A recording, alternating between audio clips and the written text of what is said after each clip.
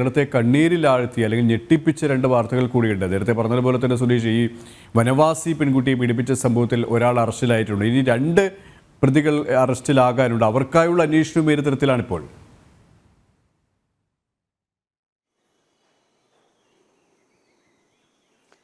K P. Suresh, സത്യത്തിൽ ഒരു മനുഷ്യ മനസാക്ഷിയെ ഞെട്ടിക്കുന്ന രീതിയിലുള്ള ഒരു പീഡനം ഇല്ലെങ്കിൽ ബലാത്സംഗമാണ് നടന്നത്. ഇത് തൃശ്ശൂരിലാണ് ഇത്തരം ഒരു സംഭവം. അതും വനിതാ ദിനത്തിലാണ് വനവാസി പെൺകുട്ടി, 16 വയസ്സ് മാത്രം പ്രായമുള്ള വനവാസി പെൺകുട്ടിയെ മദ്യം നൽകിയ ശേഷം 3 പേർ ചേർന്ന് പീഡിപ്പിക്കുന്നത്.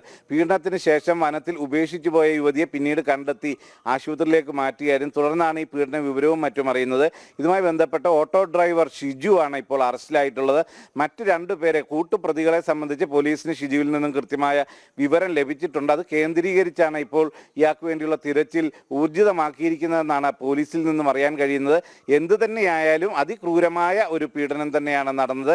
ഇതുമായി ബന്ധപ്പെട്ട് വലിയ രീതിയിലുള്ള പ്രതിഷേധവും നടന്നിരുന്നു. കഴിഞ്ഞ ദിവസം ഈ പ്രതികളെ അറസ്റ്റ് ചെയ്യണമെന്നാവശ്യപ്പെട്ട് BJPയുടെ നേതൃത്വത്തിൽ DYSP ഓഫീസിലേക്ക് മാർച്ചും ധർണയും മറ്റും സംഘടിപ്പിച്ചിരുന്നു. അതിന് പിന്നാലെയാണ് ഈ ഓട്ടോ ഡ്രൈവർ അറസ്റ്റിലാവുന്നത്. ഇപ്പോൾ മറ്റ് 2 പ്രതികൾക്കുമായുള്ള തെരച്ചിൽ ഊർജിതമാക്കിയിട്ടുണ്ട് എന്നതാണ് പോലീസ് വ്യക്തമാക്കുന്നത്. കെ.പി. സുരേഷ്.